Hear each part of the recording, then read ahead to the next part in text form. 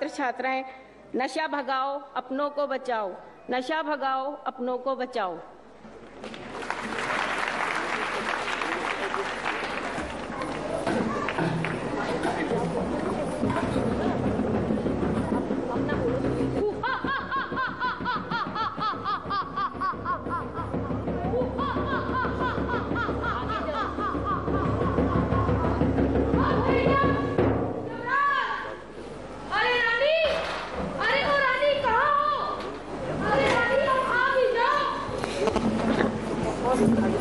अरे महाराज, क्यों परेशान होते हो? आप हो गई। एक तो रात भर हमारे मतदारों ने सोने नहीं दिया। कितनी बार कहा है तुमसे एक गुड नाइट मशीन ले आओ, आप भी सुनते नहीं हो। अरे मंगवा देंगे नाराज क्यों रही? अच्छा, अब ये बताओ, यहाँ सुबह सुबह हमें क्यों बुलाया है?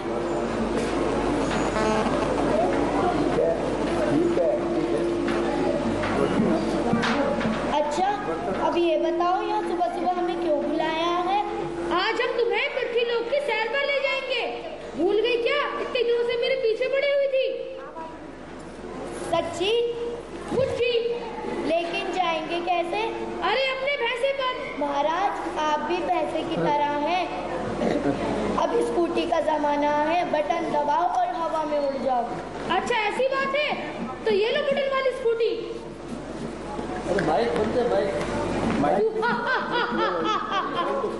चलो रानी, अब चलते हैं।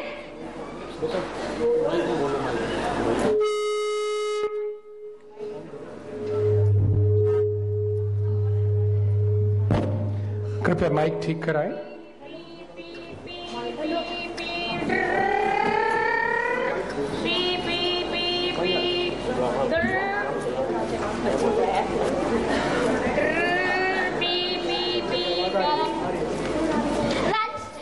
रांची रुको, मुझे भी आपके साथ जाना है।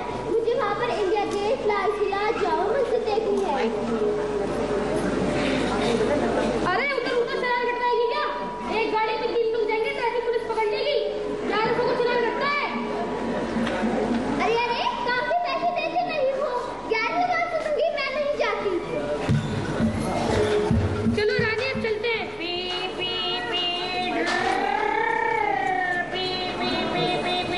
क्यों रानी, मजा आ रहा है ना? बहुत मजा आ रहा है। स्कूटी चला रहे हो या नाव चला रहे हो? ऐसी बात है कि बच्चे उड़ो। शराब पिएगा?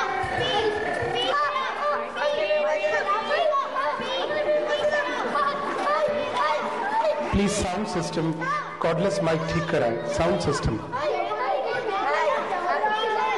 हाँ, यहाँ पे एक आदमी की पिटाई हो रहा है। हाँ सही कहती। एक स्त्री से। हाँ सही कहती। अरे तुम अपने पति को क्यों मार रही हो? आली रे आली, गंगूबाई आली, आपकी तारीफ। आप होते कौन है हमारे बीच में बोलने वाले? हम है यम, यानी यमराज। क्या आप यमराज हैं?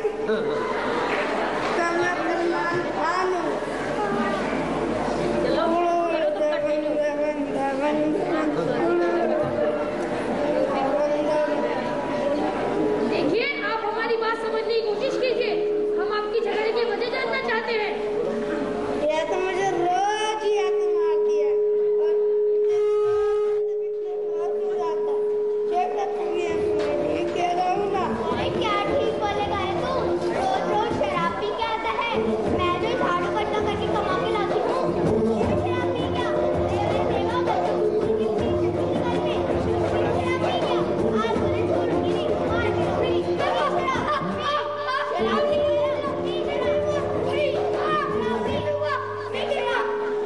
ये बात तो बिल्कुल गलत है। आप अपने साथ साथ अपने बच्चों को भी जीवित कर रहे हैं। क्या आप चाहते हैं कि इनके हाथों में किताबें न होकर नशीले पदार्थ हो? ये देश का आने वाला भविष्य है। कल जब ये बड़े होंगे तो अपने पैरों पर खड़े नहीं हो पाएंगे। शिक्षा के बिना व्यक्ति का जीवन बेकार है। व्यक्ति से सब कुछ छीना जा सकता है, लेकिन शिक्षा ये है जो उससे कभी नहीं छीनी जा सकती। और ये शराब सबको नाश कर देती है, घर, परिवार, समाज। अतः हम सबको मिलकर इसे नष्ट कर देना चाहिए ताकि चारों ओर खुशहाली ही खुशहाली हो। मुझे माफ कर दो। आज के बाद मैं अपनी जिम्मेदारियां पूरी करूंगा, मन लगा कर काम करूंगा और पैसे कमाऊंगा और बच्चों की पढ़ाई पे ध्यान दूंगा, जिससे एक अच्छे योग्य नागरिक बन सके। आपका शुक्रिया महाराज, आपने मेरी घर की समस्या का समाधान कर दिया। शराब है खराब, शराब है खराब, शराब है खराब, शराब है खराब।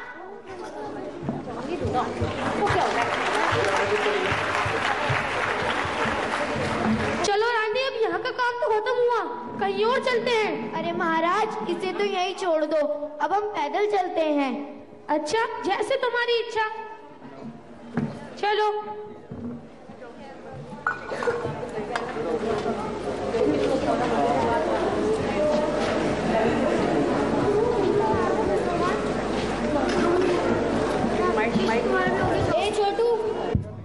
ए छोटू, जा गिलास धोकर ला, गाड़ी आने वाली है, और चाय दे। जी मालिक, अभी करता हूँ।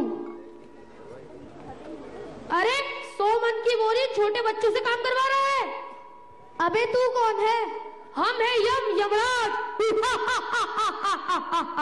अबे हम तेरे पिताजी हैं, चल निकल यहाँ से। अरे अकल के दुश्मन, जैसी शक्ल वैसी अकल। तो अगर ये तेरा लड़का होता तो तू उससे भी काम करवाता।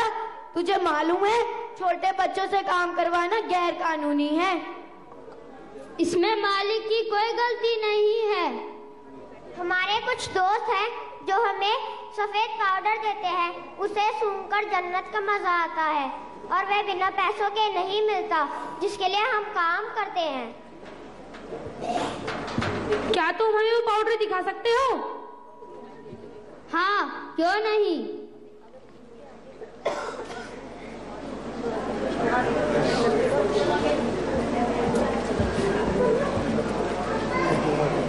अरे ये तो बहुत ही नशीला पदार्थ है, क्या तुम हमें उस जगह तक ले जा सकते हो? हाँ, क्यों नहीं, चलो।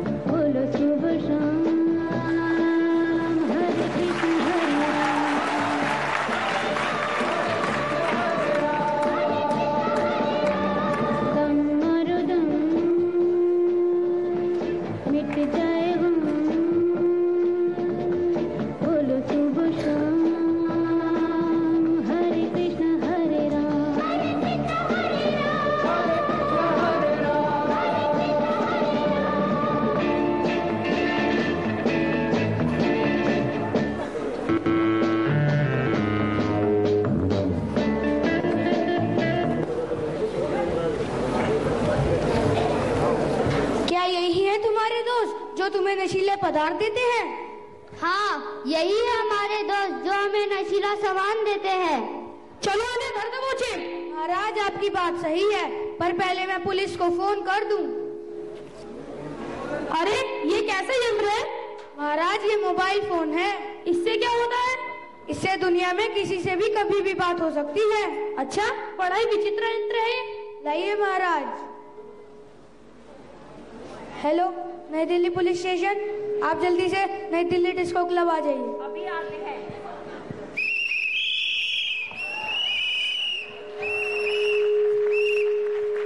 क्या आपने ही हमें फोन किया था?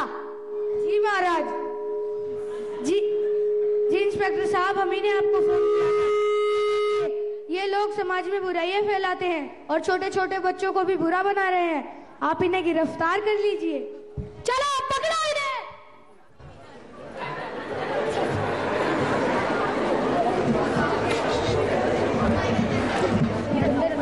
लड़के, ये तुम्हारे पढ़ने लिखने के दिन है, जाओ और अपना भविष्य सुधारो। महाराज मुझे माफ कर दीजिए, आगे से मैं इन दोनों की पढ़ाई लिखाई का पूरा ध्यान रखूंगा।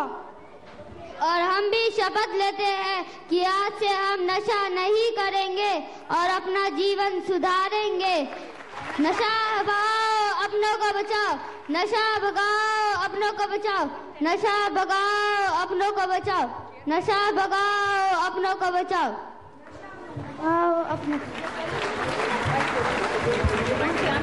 चलो रानी, अब यहाँ का काम तो पूरा हुआ, आप कहीं और घूमने चलते हैं। नहीं दूंगी, मैं ये कहने तुम्हें नहीं दूंगी। ये मेरे हैं, एक बार ये मुझे दे दे, मैं तुझे 4 गुना ज्यादा बनवा कर दे दूंगा। बस एक बार दाव लग जाए, मैं जीत जाऊं, तू लाखों में घेरेगी, लाखों में। अरे मूर्ख, ये हमारी बेटियों के लिए है, जब उनकी शादी होगी तब काम आएंगे। अरे भाग्यवान, तू समझती क्यों नहीं? मैं तुझे मालामाल कर दूंगा, चल दे। मैं कहने नहीं दूंगी, नहीं दूंगी, मैं कहता हूँ दे दे। क्यों बरखुरदारी, क्या हो रहा है? अरे जाओ जाओ, अपना काम करो। अपना काम ही तो कर रहा हूँ, ये तुम्हें क्यों मार रहा है? माई बाप, मेरे पास कुछ गहने हैं जो मैंने अपनी बेटियों की शादी के लिए रखे हैं। मेरी 3 बेटियां हैं, मेरे पास इन गहनों के अलावा और कुछ भी नहीं है। इस इंसान ने दुकान, मकान, जमीन, जायदाद सभी को जुए की भेंट चढ़ा दिया है, और अब ये मुझसे ये गहने भी छीनने आया है। अरे तू समझती क्यों नहीं? पांडवों ने तो अपनी पत्नी को दांव पर लगा दिया था, मैं तो सिर्फ तेरे गहने ही मांग रहा हूँ। अरे वो तो राजा महाराजाओं का युग था, उसकी सहायता करने को भगवान श्री कृष्ण आ गए थे, मेरी सहायता को कोई नहीं आएगा। देख, इस बार गहने दे दे, देख मैं तुझे और तेरी बेटियों को मालामाल कर दूंगा, बस आखिरी बार। हट, अरे तू मालामाल होने की बात कर रहा है? हमें तो जहर भी खुद ही खरीद कर खाना पड़ेगा। घर में जवान बेटियां बैठी हैं, उन्हें तो इज्जत से विदा करना ही होगा, नहीं तो इस समाज के भेड़िए उन्हें नोच नोच कर खा जाएंगे। रोज अखबारों में, टीवी में खबरें आती हैं, अंधा बहरा है क्या? मुझे कुछ नहीं पता, मुझे ये कहने दे।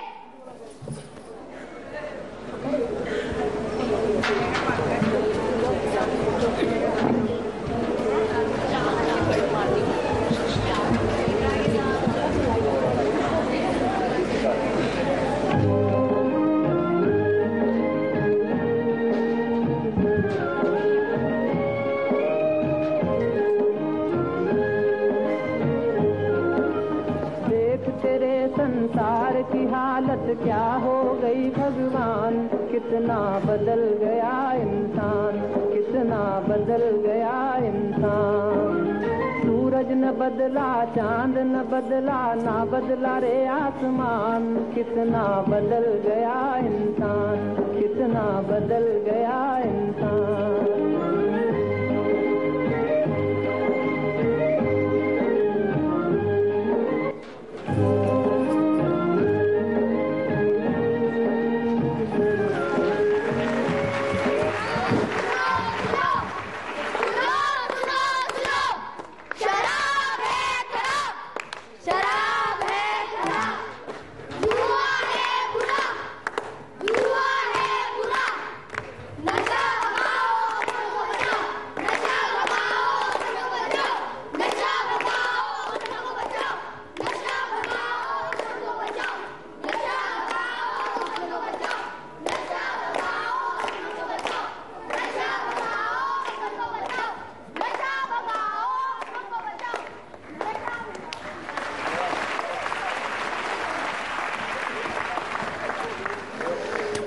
नशा भगाओ, खुद को बचाओ, ये संदेश दिया यहाँ पर इन बच्चों ने।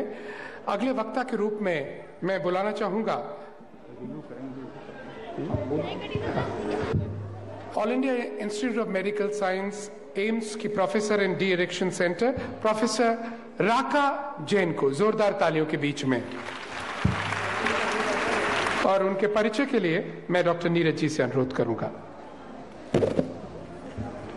Dr. Raka Jain is professor in National Drug Dependence Treatment Center. She has done PhD in medicine chemistry and CChem FRSC from UK. She has supervised many theses and she is recipient of Distinguished International Scientist Collaboration Award, National Institute on Drug Abuse, US Government in 2006 at Johns Hopkins University. Now I request Dr. Raka to deliver her talk.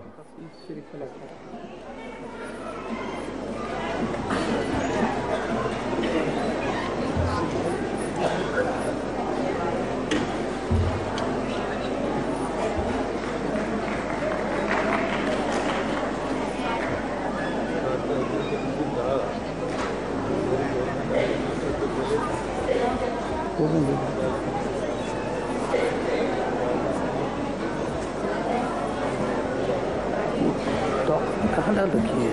रखा की talk कर।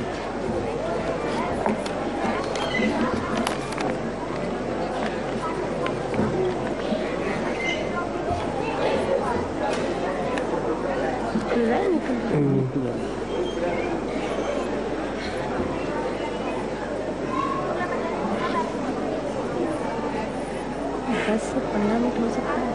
Madam बड़ा tight चल रहा है। कोशिश करती हूँ मतलब। हाँ वो थोड़ा सा ना बीच में मैसेज। I will try.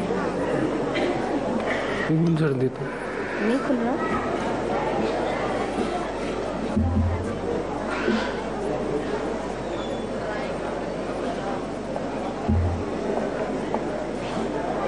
दोबारा दूँ क्या? ओके वो है पेन ड्राइव दे दीजिए।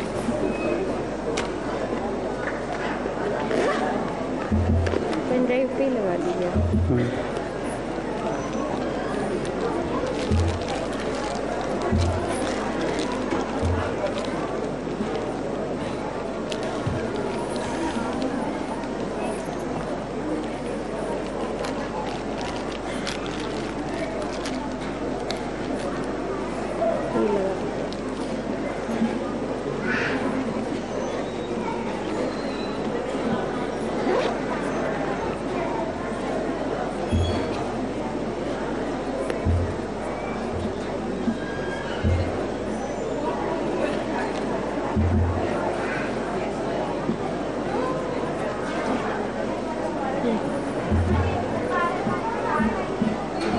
ठीक है हो गया। ठीक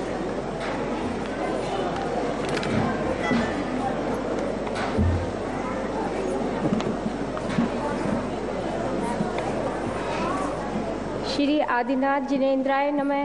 श्री महावीर स्वामी जिनेन्द्राय नमः।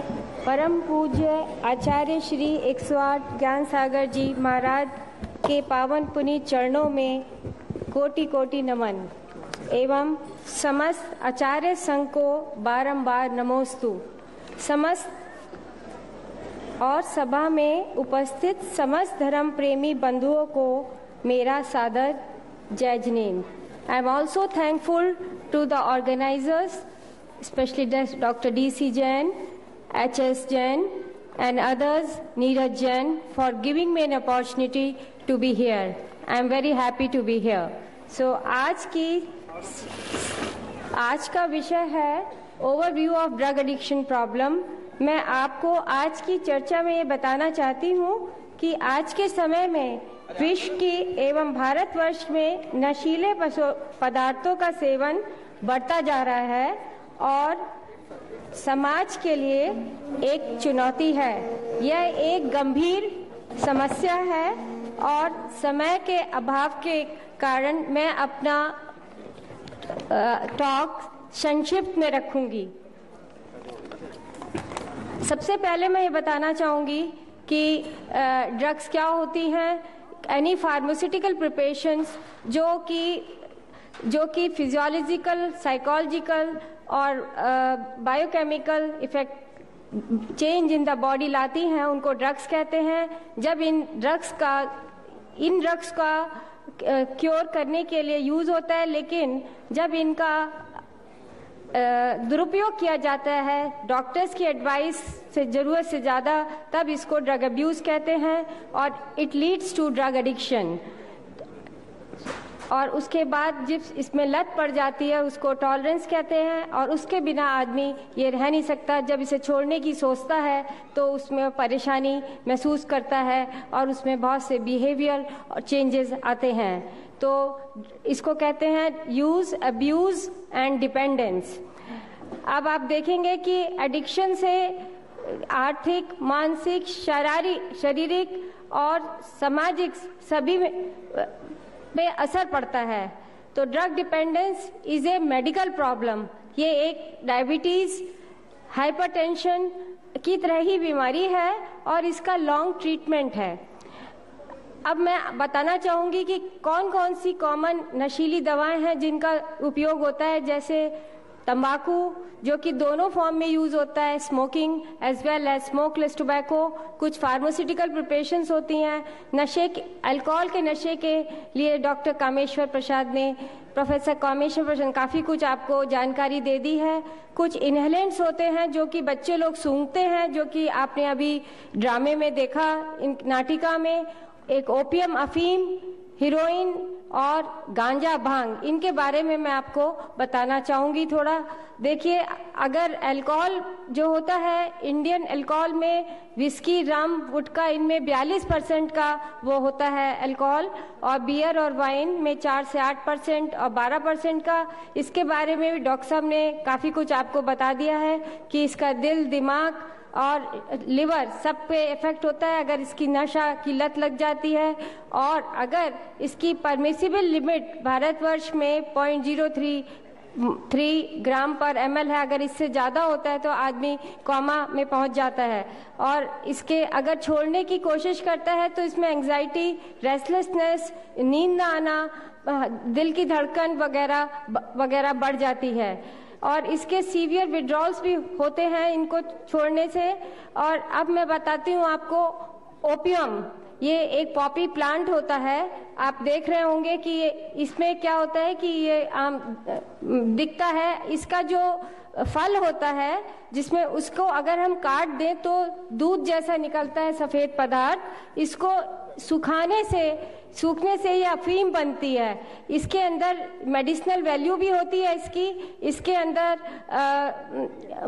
बहुत सारे अल्कलॉइड्स होते हैं और इसी से हमें स्मैक भी, हीरोइन और स्मैक इसी से बनता है। स्मैक कई तरह की होती है, जैसे जैसे जिस कंट्री से निकलती है इसका रंग पलटता जाता है, जितनी प्योर होती है उतनी सफ़ेद होती है और जितनी इसका रंग बढ़ता जाता है उसमें अडल्ट्रेशन होता चला जाता है। इसको कई रूप में लिया जाता है, इसको बोलते हैं चाहे ये स्मोक के फॉर्म में, इंजेक्टेबल फॉर्म में या इसको ओरल फॉर्म में, कई तरीके से लिया जाता है। और अगर इसको इंजेक्शन के रूप में लेते हैं तो HIV एड्स की बीमारी फैलने का डर रहता है। इसके बारे में बहुत डिटेल में संक्षिप्त में ही बताना चाहूँगी। हेपेटाइटिस हो जाता है और आगे बात एड्स हो जाती है। और इसमें देखा गया है कि साइकोलॉजी पे बहुत फ़र्क पड़ता है आदमी की। जो नए यूज़र्स होते हैं उनमें थोड़ा सा अनप्लेजेंट इफेक्ट कहते हैं, लेकिन जब वो डिपेंडेंट हो जाते हैं, इसकी लत लग जाती है, तब उनको बहुत इसमें आनंद महसूस होता है। और इसके मेन सिम्टम्स अगर छोड़ने की कोशिश करते हैं तो बॉडी एक होता है, एंग्जाइटी होती है, रेस्टलेसनेस होती है और इस तरह के कुछ विड्रॉल्स होते हैं। दूसरी बात हम भांग की करते हैं, इसको कैनाबिस प्लांट कहते हैं। ये आम आप देखेंगे कि ये काफ़ी वाइल्डली ग्रो करता है और इस प्लांट में इससे भांग, गांजा, चरस, हशीश, तो सबसे ज़्यादा जो इसमें नशा होता है चरस और हशीश में होता है। भांग को ओरल फॉर्म में लिया जाता है, गांजे को स्मोक किया जाता है, चरस और हशीश को स्मोक किया जाता है। और ये देखेंगे इसका साइकोलॉजी पे बहुत ज़्यादा साइकोलॉजिकल इफेक्ट पड़ता है। और अब देखेंगे जब इसको छोड़ने की कोशिश करते हैं तो इसमें काफ़ी डिस्कम्फर्ट महसूस करते हैं, आदमी को एंग्जाइटी और रेस्टलेसनेस हो जाती है। और आगे हम बात करते हैं कुछ स्लीपिंग पिल्स की। ये जो होती हैं ये आपको होगा जिसे कोडीन, कफ सिरप होते हैं कुछ, जिसमें कोडीन एक एल्कलॉइड होता है, वो जो इसमें उसके पीने से आदमी को लत लग जाती है। और उसके बाद कुछ और भी दवा होती हैं, पेन किलर्स, जिसमें कि आदमी अगर बार बार लेना शुरू कर देता है तो उनकी लत लग जाती है आदमी को और उसको छोड़ नहीं पाते हैं। आगे ये जो होता है कोका लीफ, ये भारतवर्ष में कोकन ये नॉर्मल ये अमीरों में ज़्यादा पाया जाता है जो लोग कोकेन का नशा करते हैं। इसके बाद एम्फिटामिन होता है, ये दूसरी तरह का एक नशा होता है। और आप देखेंगे इस पे साइकोलॉजी पे बहुत ज़्यादा इफेक्ट पड़ता है, ब्लड प्रेशर बढ़ जाता है, एपिटाइट रिड्यूस हो जाती है, आदमी को वो आनंद महसूस होता है कि जिसको बताना मुश्किल होता है। और इसको जब विड्रॉ करने की कोशिश करते हैं तो इसमें आदमी को बहुत ही थकान महसूस होती है, क्रेविंग होती है। और आगे बात करते हैं LSD, ये भी हमारे यहाँ होता है। आगे हम टोबैको की बात करें, एडिक्शन जो होता है एक इतना ही ड्रग्स ऑफ अब्यूज़ है टोबैको का, जिसको तंबाकू कहते हैं, जिसको जैसे हीरोइन में और कोकेन में होता है, उसी तरह से टोबैको का नशा उतना ही स्ट्रांग है। It is considered to be a gateway drug. शुरुआत यहीं से होती है। स्मोकलेस टोबैको फॉर्म होता है, इसको हुक्का, लोग सिगरेट, ये स्मोकेबल फॉर्म में होता है। जो लोग हुक्का पीते हैं, सिगार पीते हैं, सिगरेट पीते हैं, पाइप, बीड़ी, इसमें ये स्मोकलेस फॉर्म में होता है। जो स्मोकलेस फॉर्म में होता है ये पान, बीड़ी, ये खैनी होता है, जर्दा होता है। इसमें टोबैको का कंटेंट, तंबाकू का कंटेंट बहुत ज़्यादा होता है। और अगर हम इंडिया की वो प्रेवलेंस देखें तो उसमें देखते हैं कि आज के समय में टोबैको की जो वो है 34.6% जो है इंडिया में टोबैको यूजर्स है, जिसमें 47.9% मेल्स हैं और फीमेल्स में 20.3% फीमेल्स हैं। और ये उसके बाद जब इसमें टोबैको में निकोटीन एक तरह का अल्कलॉइड होता है जो कि इसमें नशा करने का उसमें मेन साइको एक्टिव इंग्रेडिएंट होता है। इसके लिए अगर इसको छोड़ने की कोशिश करते हैं तो आदमी में क्रेविंग होती है, इरिटेबिलिटी हो जाती है, कॉन्स्टिपेशन हो जाता है, आदमी को भूख कम लगती है, हेडेक होता है। इसलिए इसको विड्रॉ करने के लिए परेशानी होती है और बार बार इसको लेने के लिए मन करता है। आगे बात करते हैं वोलेटाइल सॉल्वेंट्स। आजकल आपने देखा बच्चों में ये बहुत ही इनहेलेंट अब्यूज कहलाता है। सूंघते हैं बच्चे, ये होता है जैसे इंक रेजर फ्लूइड है, सफेद रंग का बच्चों टाइपराइटर फ्लूइड होता है, इसको सूंघते हैं बच्चे और उससे इनमें काफी correction fluid, adhesive paints, paint thinners, nail polish वगैरह में एक ऐसा पदार्थ होता है जिसकी वजह से बच्चों में ये नशा पैदा हो जाता है और विद इन सेकेंड इनहेलेशन करने से इसमें इंटॉक्सिकेशन हो जाता है।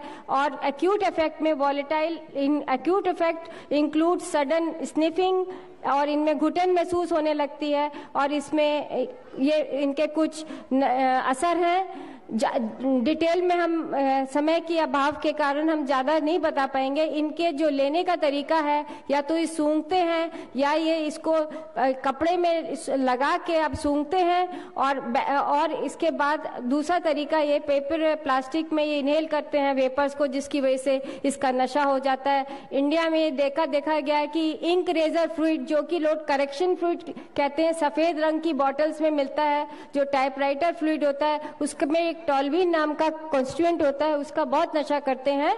और उसके बाद 33% जो एडोलेसेंट ड्रग यूज एडोलेसेंट्स होते हैं, जो किशोरावस्था के बच्चे होते हैं, उनमें ये देखा गया है कि ये अब्यूज करते हैं। और अब मैं आपको ग्लोबल सिनेरियो में बताऊं कि 2011 के आंकड़े के हिसाब से 167 एंड 300 मिलियन पीपल जो हैं they are illicit substance use को ये लेते हैं। और इसमें ये वर्ल्ड ड्रग रिपोर्ट है। इसमें उसके बाद देखा गया है कि 14 मिलियन आदमी जो होते हैं इससे इफेक्ट हो जाते हैं और ग्लोबल प्रिवलेंस HIV हेपेटाइटिस का बढ़ रहा है। इसमें 11.5% HIV से ग्रसित है और 46.7% लोग जो होते हैं हेपेटाइटिस से अगर हम अल्कोहल को देखें, हमारे डिपार्टमेंट में, हमारे केंद्र में all India institute of medical science का जो नशा मुक्ति केंद्र है, जो कि उसमें एक इंडिया ड्रग अब्यूज सिचुएशन में एक स्टडी हुई थी, उसमें देखा प्रिवलेंस ऑफ अल्कोहल जो मेल्स थे उसमें 12 से 60 साल के बच्चों में 40,697 इसमें 40,697 लोग थे जो मेल्स थे। इसमें 21% लोग अल्कोहल के यूजर्स थे और 3% लोग भांग गांजे के थे, 0.7% वो थे। और इसके बाद 2 मिलियन के अब लोग जो है ये जो होते पॉपी प्लांट जो होता है, जो घर में खसखस जिसको बोलते हैं, उसमें एक नशा होता है जिसको ओपियम से निकल उसमें गिरते। ये आप देखेंगे ये अगर आप देखेंगे तो ये हाई ओपिएट रीजन जोन है, जो कि आप कलर्ड उसमें देख रहे हैं। इसके बाद अगर ये भारतवर्ष में एक बहुत बड़ी मेजर प्रॉब्लम है और इसमें 2 मिलियन आदमी जो हैं ओपियम से यूज करते हैं और इसमें 7.2% हाई प्रिवलेंस अब्यूज है, ये नाकों का, और नेशनल हाउस होल्ड सर्वे जो हमारे डिपार्टमेंट में हुआ था इसका वो है। दूसरा जो है 12 से 18 साल के बच्चों में काफी पॉपुलेशन का ये वो था, करंट प्रिवलेंस इसमें 3% भांग गांजे का था। अल्कोहल जो था ये 11, ये जो एक नेशनल फैमिली हेल्थ सर्वे हुआ तो 2006 में, उसमें 11% जो थे बच्चे थे, 1% लड़कियां थी, इसका ये था।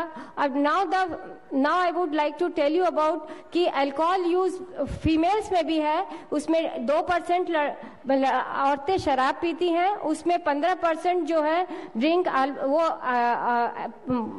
ये जो है रोजाना करते हैं, 40% एक हफ्ते में करने वाले लोग हैं और उससे कुछ कम भी हैं।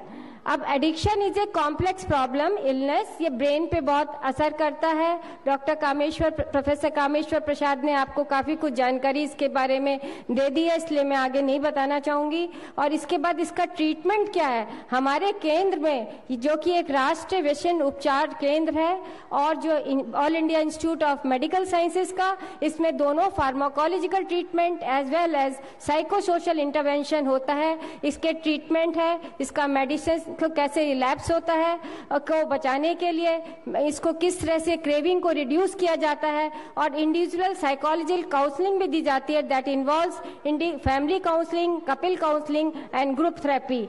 Ministry of health and family welfare ने अभी करंटली 122 डी एडिक्शन सेंटर्स है कंट्री में, जिसमें 5 एपेक्स सेंटर्स है। हमारा जो national drug dependence treatment centre है ऑल इंडिया मेडिकल साइंसेज को, जो डिपार्टमेंट ऑफ साइकेट्री के अंडर में है, it is a WHO collaborating centre को कहा गया, मिला का दर्जा मिला 2012 से 2016 में। अगर हम देखें कि 2012 में हमारे पेशेंट 80,257 पेशेंट हमारे सेंटर में ट्रीट हुए, उसमें हमने 24,450 ड्रग हमने ट्रीट करी। So this is a profile of a D addiction centre and इसके अंदर ये 1988 में एस्टेब्लिश हुआ।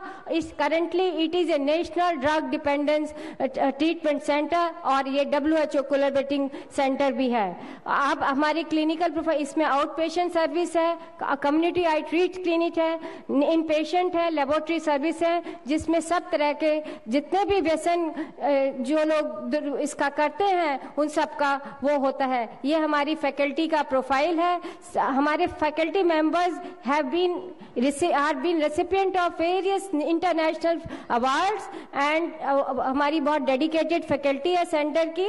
इसमें काउंसलिंग होती है डी एडिक्शन सेंटर में, इसमें इंडिविजुअल काउंसलिंग होती है, फैमिली थेरेपी होती है, कपिल थेरेपी होती है जिसमें हस्बैंड वाइफ की होती है, ग्रुप थेरेपी होती है और लेबोरेटरी टेस्टिंग इसका मेन पार्ट है। उसमें ये देखते हैं कि किस तरह से कुछ बातें जो होते हैं ये शराबी और ये जितने भी ड्रग एडिक्ट्स होते हैं ये कभी भी सच नहीं बोलते, ये हमेशा अपनी बात छुपाने की कोशिश करते हैं। तो लैब के टेस्ट के द्वारा हम ये बता सकते हैं कि इन्होंने दवा खाई थी या नहीं खाई थी, वो ये सब तो हम मॉनिटर करते हैं, इनका ट्रीटमेंट कंप्लायंस करते हैं और इनको जो दवा हमारे यहाँ 20 तरह की ड्रग्स हम टेस्ट करते हैं, उसमें आती है अफीम, गांजा, जितनी भी फार्मास्यूटिकल प्रिपरेशंस होती हैं, जैसे बहुत सी दवा यूज करने के लिए, जो कि बहुत सी दवा ऐसी होती हैं जो ट्रीटमेंट के लिए होती है, लेकिन अगर उनका दुरुपयोग किया जाता है उस वजह से भी उनकी जो दवा होती है वो कभी कभी वो ज्यादा लेने से उनकी आदत पड़ जाती है। जैसे नींद की दवा होती है डायजेपाम,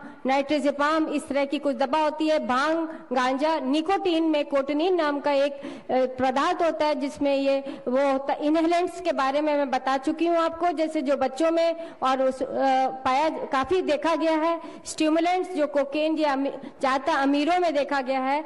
अब हमारे पास एक वेबसाइट है अल्कोहल वेब इंडिया साइट, अगर इससे हम लोग कोशिश कर रहे हैं कि इससे इसका वेबसाइट ही है ये कि एनडीटी से हम लोग क्वेश्चन आंसर्स करके काफी कुछ समाधान करने की कोशिश करते हैं। तो मैं अंत में ये कहना चाहूंगी, नशा एक बीमारी है, इससे दूर रहना चाहिए। It is a gradually become a part of urban Indian lifestyle. Not drinking is always better than drinking, and उसके बाद एडिक्शन से आदमी की स्पिरिचुअल प्रोग्रेस रुक जाती है, पीस ऑफ माइंड हट जाती है एंड हैप्पीनेस खत्म हो जाती है. And lastly I would like to thank you all the organizers for giving me an opportunity to be here. Thank you very much.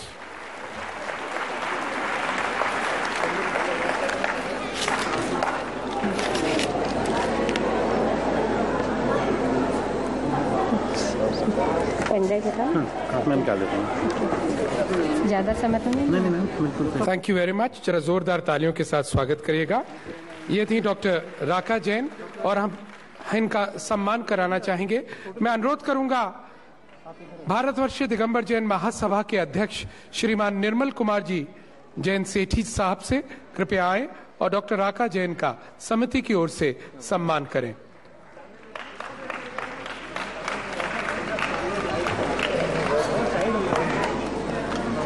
समय हम पर कम है, हम सीधे अगले वक्ता की ओर चलना चाहेंगे.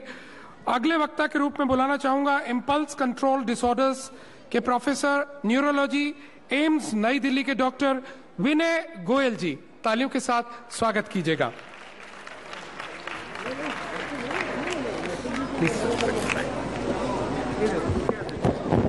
Good afternoon ladies and gentleman. मुरी महाराज ज्ञान सागर जी के चरणों में मेरा प्रणाम. अभी तक आपने सुना कि शराब से, दवाइयों से कितना नुकसान होता है, लोगों का कितना बिहेवियर चेंज हो जाता है और किस तरह से परिवार और समाज इससे दूषित होता है. तो ऐसा लगता है कि सिर्फ अगर जो शराब और ये ड्रग्स अगर जो खत्म हो जाएं तो सारी दुनिया बिल्कुल ठीक हो जाएगी, पर ऐसा है नहीं. कुछ ऐसी बीमारियां भी हैं जिससे व्यक्ति का आचरण बदल जाता है, जिनको उनमें से एक बहुत भयंकर बीमारी जिसको हम बोलते हैं impulse control syndrome. Impulse control syndrome से नाम से ही हमको ऐसा लग रहा है कि ऐसा इम्पल्शन होता होगा आदमी को जो आदमी कंट्रोल नहीं कर पाता है और वो दुर्व्यवहार करता है. वो क्या क्या डिसऑर्डर्स हैं जो इस टाइप के व्यवहार करते हैं. देखिए, I bring greetings from all India institute of Medical sciences. तो इम्पल्स कंट्रोल सिंड्रोम वो डिसऑर्डर्स हैं जिसमें कि बार बार आप ऐसा काम करने से अपने आप को रोक नहीं पाते जिससे आपका या समाज का नुकसान हो. वो अपना भी नुकसान करते हैं और समाज का भी नुकसान करते हैं. और लेकिन ऐसा क्यों करते हैं? अगर जो वो ऐसा नहीं करते तो उनको बहुत टेंशन होता है या अंदर से बहुत एक्साइटमेंट होता है. अगर वो कुछ ऐसा कर लें तो उसके बाद में उनको बड़ा सुकून मिलता है. तो आप ये समझ लीजिए कि ये एक तरह की बीमारी है जिसमें कुछ करने के लिए आदमी अंदर से बंदिश हो जाता है या उसकी इच्छा होती है कि मैं किसी को नुकसान पहुंचाऊं, कहीं आग लगा दूं या कुछ ऐसा काम करूं जिससे किसी का नुकसान हो या मेरा अपना भी नुकसान हो जाए, तब भी कोई बात नहीं, और उससे उसको बड़ा सेटिस्फेक्शन मिलता है. तो ऐसे डिसऑर्डर्स को हम जो है इम्पल्स कंट्रोल सिंड्रोम बोलते हैं. तो ऐसे क्या डिसऑर्डर्स हैं जिसको हम इम्पल्स कंट्रोल सिंड्रोम बोलते हैं? ये ऊपर के 4-5 नाम नाम है, मैं इनके बारे में आपको बताऊंगा. लेकिन कुछ और भी डिसऑर्डर्स हैं जिनको हम एग्जैक्टली इम्पल्स कंट्रोल डिसऑर्डर के क्लासिफिकेशन में नहीं लाते, लेकिन उनका बिहेवियर उसी तरह का होता है. एक होता है इंटरमिटेंट एक्सप्लोजिव डिसऑर्डर. जैसा कि नाम से पता चल रहा है कि आदमी बहुत वायलेंट हो जाते हैं, बहुत ज्यादा गुस्से में आ जाते हैं, और जब वो बहुत ज्यादा गुस्से में आ जाते हैं वो अपने आप को कंट्रोल नहीं कर पाते. उसका डेली का उदाहरण आजकल के न्यूज़पेपर्स में है कि सड़क पे एक आदमी जा रहा है, उसकी मोटरसाइकिल की दूसरे मोटरसाइकिल जरा सी टक्कर हो गई, दोनों गुस्से में आ गए, एक दूसरे का सिर फोड़ दिया, एक दूसरे की मोटरसाइकिल तोड़ दी. ये एक तरह का इम्पल्स कंट्रोल डिसऑर्डर है. हमारे में जो है आपस में पेशेंस जो है बहुत खत्म हो गया है. बजाय इसके कि भाई चलो तुम्हारी गलती मैं माफ कर देता हूँ, मेरी गलती तुम माफ कर दो और अपने अपने घर जाएं, लेकिन ऐसा नहीं. वो दोनों एक दूसरे का सिर फोड़ के तभी उनके मन में शांति मिलती है. और यही हो रहा है कि ऐसा होता क्यों? तो ऐसा मानते हैं कि कुछ हार्मोन्स रिस्पॉन्सिबल है. कुछ लोगों में टेस्टोस्टेरोन नाम का हार्मोन बहुत ज्यादा होता है, या उनको जो बचपन में अगर जो कोई इलीगल ऐसी एक्टिविटी का एक्सपोजर रहा हो या सब्सटेंस अब्यूज, जैसा कि मैम ने अभी बताया, उससे पहले डॉक्टर प्रसाद ने अल्कोहल के बारे में बताया कि सब्सटेंस अब्यूज हो, तो उनकी वजह से वो अपने आपे में नहीं रहते हैं, अपने आप को कंट्रोल नहीं कर पाते हैं. कई बार वास्तव में ब्रेन की बीमारी, हेड इंजरी हुई हो, मिर्गी के दौरे पड़े हो या ब्रेन का इन्फेक्शन हुआ हो, उसकी वजह से भी ऐसा हो सकता है. पार्टली हमारी सोसाइटी भी उसके लिए रिस्पॉन्सिबल है. अब ज्यादा न्यूक्लियर फैमिली होती जा रही है, छोटी छोटी फैमिलीज होती जा रही हैं, हर छोटी छोटी बात में घर में झगड़ा हो रहा है, बच्चा उस झगड़े को देख रहा है तो उसको वो पेशेंस, जो संयम जो हमारे व्यवहार में होना चाहिए वो नहीं आ रहा है। वो देखता है कि शायद यही नॉर्मल व्यवहार है कि माँ बाप लड़ रहे हैं तो हम भी लड़ लें, माँ बाप गुस्सा कर रहे हैं तो हम भी गुस्सा कर लें। तो जब वो सोसाइटी में ये सब चीजें देख रहा है और वही बच्चा सीख रहा है। तो ये सब चीजें हैं, ये वो व्यक्ति हैं जिनकी खुद की सेल्फ एस्टीम, मतलब खुद का जो मनोबल है वो बड़ा वीक है। जब मनोबल वीक है तो वो कुछ भी करने से चूकता नहीं है। तो जैसा कि आप देख रहे हैं कि इस आदमी ने, कुछ ईमेल आई होगी, बड़े गुस्से में अपना कोक का बोतल तोड़ दिया। ये महिला जो बड़े गुस्से में चिल्ला रही है, छोटी सी बात होगी। ये आदमी टेलीफोन पे चिल्ला रहा है, कुछ बात कर रहा है, हो सकता है उसके समझ की बात नहीं हो या जैसा वो चाहता है ऐसा ही नहीं हुआ, तो बात करने के बजाय वो जोर जोर से चिल्ला रहा है। ये स्कूल में हो रहा है, जैसा कि आप हमेशा सुनते हैं कि बड़ा बच्चा छोटे हुए बच्चे के ऊपर बुली कर रहा है क्योंकि संयम नहीं है। और आई एम श्योर कुछ बच्चे ऐसे होंगे जो एक दूसरे बच्चे से लड़ते होंगे। तो कोई ऐसा बच्चा है जिसने आप आज तक लड़ाई नहीं करी है? एक बच्चा है, वैसे वो शायद स्कूल नहीं गया होगा। I hope this works.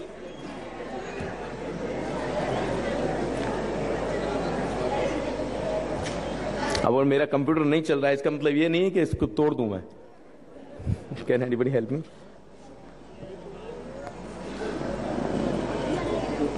ठीक।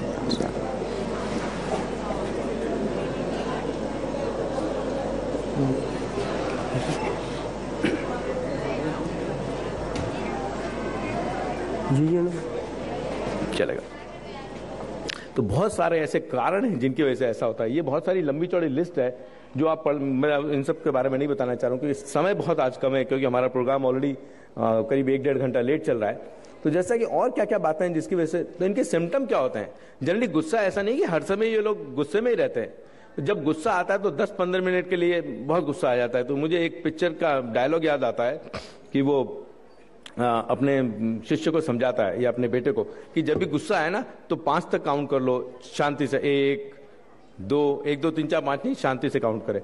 तो कहना कि 10-15 मिनट का गुस्सा है और अगर तो शांति से 5 तक काउंट कर लिया तो शायद गुस्सा ठंडा हो जाए या ऐसी नौबत ना आए कि आप एक दूसरे का सिर फोड़ दें। और जब भी ये अनप्रेडिक्टेबल होता है, मैंने आपको बताया ना कि अगर छोटी सी मोटरसाइकिल का एक्सीडेंट हो गया, एक दूसरे का सिर फोड़ दिया, बाद में खुद भी सोचते होंगे क्या फायदा है, उसका भी सिर फूटा, मेरा भी सिर फूटा, मेरी मोटरसाइकिल टूट गई, इससे अच्छा से शांति से निकल जाते। और इन व्यवहार के एपिसोड के बीच में अगर आप इनसे मिलें तो ये व्यक्ति बड़े शांत होते हैं। तो पड़ोसी तो बोलेंगे नहीं ऐसा आदमी तो नहीं था यार, बड़ा अच्छा आदमी था, लेकिन सुनने में आया कि किसी दूसरे का सिर फोड़ दिया। तो ये इम्पल्सिव होता है कि मतलब जरा सी बात को ये रोक नहीं पाते हैं अपने आप को और ऐसा दुर्व्यवहार कर बैठते हैं। तो ऐसे आदमी का क्या किया जाए? तो अभी डॉक्टर राखा जी ने बताया कि बहुत सारी जो थेरेपी है, जो बेसिक फॉर्मूला सारे ट्रीटमेंट का सेम ही है कि उन सबको एक साइकोथेरेपी की जरूरत होती है, एक साइकोलॉजिस्ट की जरूरत होती है, एक साइकेट्रिस्ट की जरूरत होती है जो असेस करता है, उनको बैठ के समझाता है, उनके समाज परिवार वालों को बिठा के समझाता है। या ग्रुप सेशन करते हैं कि 5 लोग ऐसे बिठा लिए, उनसे बात बोलते हैं, आपस में बात करो। तो आपस में वो डिसाइड करते हैं कि नहीं हमने किया जो गलती किया, तो अच्छा है कि अगली बार अगर जो ऐसी नौबत आ जाए तो शांति से काम लेंगे। और एंगर मैनेजमेंट और मेरे ख्याल से एंगर मैनेजमेंट की सबको जरूरत है। और शायद मुनि महाराज हमेशा यही उपदेश भी देते होंगे कि गुस्सा नहीं करें, या हिंसा की बात करते हैं ऐसे कहते हैं गुस्सा नहीं करें। अगर गुस्सा नहीं करेंगे तो उससे आपकी बहुत सारी समस्याएं सॉल्व हो सकती हैं। दूसरा होता है पायरोमेनिया। पायरो का मतलब होता है आग। तो ये वो व्यक्ति होते हैं जिनको बड़ी इच्छा होती है कि कहीं आग लगा दें, मतलब किसी का सामान पड़ा है तो आग लगा दें। आपने देखा होगा दिवाली में लोग लेटर बॉक्स तोड़ देते हैं सारे, तो वो इतने बुरे नहीं होते हैं, मजाक में करते हैं, लेकिन उनके अंदर से जो इच्छा होती है कि कोई भी सामान मिल जाए उसमें आग लगा दें, उससे अपना नुकसान हो या उनका बस चले तो अपने घर में भी आग लगा दें। और उनकी बड़ी इच्छा होती है कि ऐसे इंस्ट्रूमेंट कलेक्ट करें जिससे आग लगाई जा सकती है, जिससे ज्यादा से ज्यादा विनाश हो सकता है। ये वही लोग हैं जो शुरुआत तो शायद आग लगाने से शुरू होती है, फिर शायद फायर आर्म से लेने लगते हैं, गन्स यूज करने लगते हैं। तो इसको इसी स्टॉप अगर जब आप रोक दें तो शायद ऐसा हो सकता है कि आप उनके व्यवहार को बदल सकते हैं। उसके लिए वापिस वही सारी पद्धति हम लोग यूज करते हैं कि साइकोथेरेपी यूज करते हैं। लेकिन जब ये सब काम नहीं करता है तो बहुत सी दवाइयां भी हैं जिनको देने से इनका काम चल जाता है। एक होता है क्लेप्टोमेनिया। क्लेप्टोमेनिया कोई अनकॉमन चीज नहीं है। बहुत सारे लोग जो मैं बताऊंगा तो मन में सोचेंगे ऐसा तो मैंने भी एक बार किया है। और क्लेप्टोमेनिया होता है कि अंदर से इच्छा होती है कि कहीं चोरी कर लें। तो चोरी करने का मतलब ये नहीं है कि दुकान से चोरी कर लें कि किसी के मिलने गए और छोटा सा पेन भी रखा है तो उठा के जेब में डाल लिया। तो ये है कि ना आदमी को पेन की जरूरत नहीं है, बहुत सारे पेन है उसके पास, लेकिन अंदर से एक इच्छा हो रही है कि एक थोड़ी सी कोई चीज चुरा लें, और ये बार बार करते हैं, एक बार नहीं, और घर पे आने के बाद सोचते हैं कि ये फालतू में पेन चुरा के लिया है, मेरे को जरूरत नहीं है, मेरे पास इतने सारे पेन हैं। बाजार में गए, इधर उधर देखा, नहीं देखा, टॉफी उठा के जेब में रख ली। जो आपने देखा हो टीवी पे कई बार प्रोग्राम में दिखाया है कि लोग जो है ज्वेलरी चुरा के ले आते हैं, और बड़े बड़े नामी गिरामी लोगों का नाम अखबार में आता है कि बहुत बड़े एक्ट्रेस थे या बहुत बड़ा एक्टर था, उसने घड़ी चुरा ली, ज्वेलरी चुरा ली। तो क्या उनको जरूरत नहीं है क्या? मतलब क्या पैसे की कमी है क्या उनको? पैसा नहीं है, पैसा बहुत है, लेकिन ये एक तरह की बीमारी होती है जिसके अंदर जो है आदमी कोशिश करता है कि कहीं से कुछ न कुछ चुरा ले। ये लेडी बोली कि इतनी सारी चीजें चुरा ली लेकिन मेरे किसी काम की नहीं है वो, मतलब वो अपनी आदतन जो है चीजें धीरे धीरे चुराते रहते हैं। उसके लिए भी उनसे बात करने से पता चल सकता है, उनको समझाना पड़ता है कि आप अपने आप को कंट्रोल करिए। होता क्या है, वो एक इम्पल्स आती है, जैसे दुकान में गए बहुत सारी चीजें रखी हुई हैं, तो अंदर से इम्पल्स आएगी इनमें से क्या चुरा लूं, मतलब अंदर से बड़ा कुलबुलाहट होती है कि कुछ चुरा लूं। और जब वो कुछ भी एक छोटी सी चीज चुरा ले तो बड़ा सेटिस्फेक्शन मिलता है उनको कि नहीं अब ठीक है, अब मैंने कुछ चोरी कर ली। उनका कोई नियत बुरी नहीं है कि वो चोरी करना चाहते हैं, लेकिन बस अंदर से एक कुलबुलाहट होती है जिसको पूरी करने के लिए वो इस तरह की चोरी करते हैं। और नहीं करेंगे तो बड़ा उनको अंदर से गुस्सा आएगा, अपने आप पे बड़ी ग्लानि फील होगी कि मैं एक चोरी नहीं कर सकता, मतलब अपने आप को बड़ा धिक्कारने लगते हैं। यही कारण होता है कि वो इस तरह का व्यवहार करते हैं। ये कुछ पिक्चर्स हैं जिससे आपको पता चलेगा कि ये अब उसके ऐसे लोगों का क्या इलाज करें। ऐसे लोगों का वापस दवाइयां तो बहुत सारी होती है, लेकिन दवा देने से पहले हम लोग बात करते हैं, कॉग्निटिव बिहेवियर थेरेपी करते हैं कि आप ऐसा क्यों करते हैं, आपको जरूरत नहीं है। तो उनसे बात करके उनको सेंसिटाइज करते हैं कि देखिए पिछली बार आपने ये चुराया था, किसी काम की चीज नहीं है। तो डिस्कशन से उनके बिहेवियर में चेंज लाने से ये सब चीजें बहुत अच्छी तरह कंट्रोल हो जाती है। एक होता है ट्राइकोटिलोमेनिया, ये बड़ी अजीब सी बीमारी है जो मैं हिंदुस्तान में इतना नहीं देखता हूँ, या मैं साइकेट्रिस्ट नहीं हूँ शायद इसलिए शायद नहीं देखता हूँ, तो मेरे साइकेट्रिक कलीग बताएंगे कि कितना कॉमन है। हिंदी में हम बोल सकते हैं कि बाल नोचना। अभी आप सोचेंगे बड़ी अजीब बीमारी, इसमें बाल नोचने वाली बात क्या, लेकिन अब मैं ये पिक्चर दिखाऊंगा तो आप सोचेंगे नहीं ऐसी बुरी भी, मतलब इतना अनकॉमन भी नहीं है। कुछ लोग होते हैं ना खड़े खड़े अपने बाल ही नोचते रहते हैं, इधर का बाल नोचा, इधर का बाल नोचा, और कुछ हद तक इस तक कि ये सारे लास्ट बाल निकाल रहे हैं, एक भी बाल नहीं छोड़ा। कुछ अपने आप को इतना एंजॉय करते हैं कि खून निकल जाता है, लेकिन वो अंदर से एक कुलबुलाहट होती है कि बाल नोचते रहे। तो ये सारी वो बीमारियां हैं जिसमें अंदर से एक है ना इम्पल्स आती है कि कुछ करें, बाल नोचें, आग लगा दें, किसी को पीट दें, किसी का नुकसान कर लें, अपना ही नुकसान कर लें। तो ये एक तरह के इम्पल्स कंट्रोल डिसऑर्डर्स हैं जो अब हमारी जो सोसाइटी है बड़ी एग्रेसिव होती जा रही है। शांति और प्रार्थना और ये सब चीजें बड़ी दूर होती जा रही हैं। तो इन सब, मैं हमेशा मेरे पेशेंट से बोलता हूं, मेरा इंटरेस्ट जो है वो पार्किंसन है, और मैं बहुत सारे पार्किंसन के पेशेंट्स को देखता हूं, और पार्किंसन के पेशेंट जो है उनमें पेशेंस बिल्कुल नहीं होता है। अगर तो मेरे 30 साल पेशेंट बाहर होते हैं तो उनमें से 2-4 कूद के अंदर आ जाते हैं कि सर मेरा नंबर नहीं आया। अरे आपका नंबर तभी आएगा जब लिस्ट में नंबर आएगा। तो अगर तो थोड़ा सा पेशेंस हो, और भी बहुत सारे होते हैं। एक होता है पैथोलॉजिकल गैम्बलिंग। पैथोलॉजिकल गैम्बलिंग होता है लोग जुआ खेलते हैं अपने शौक से, वो अलग बात है। ये वो लोग हैं जो अफोर्ड नहीं कर सकते फिर भी जुआ खेलते हैं, हार जाते हैं फिर जुआ खेलते हैं, मतलब अपना घर बार सामान बेच देते हैं, लेकिन उनको ना कंपल्शन हो जाता है। आज अगर 2 रुपए जीत गए तो अब वो 100 रुपए का जुआ खेलेंगे, अगली बार 1000 रुपए का जुआ खेलेंगे। तो एक कंपल्सिव गैम्बलिंग करने लगते हैं। और आप समझ सकते हैं जैसा कि बताया कि शराब से कितना परिवार बर्बाद हो सकता है। तो ये एक दूसरा एग्जाम्पल है जिससे पूरा परिवार बर्बाद हो जाता है, सारे घर के पैसे चले जाते हैं, लोग बच्चे उसकी सजा भुगतते हैं। ऐसा होता है कंपल्सिव बाइंग। वो सुन के तो शायद बहुत सारे लोग खुश हो गए होंगे, बोले ये तो मेरे को भी है।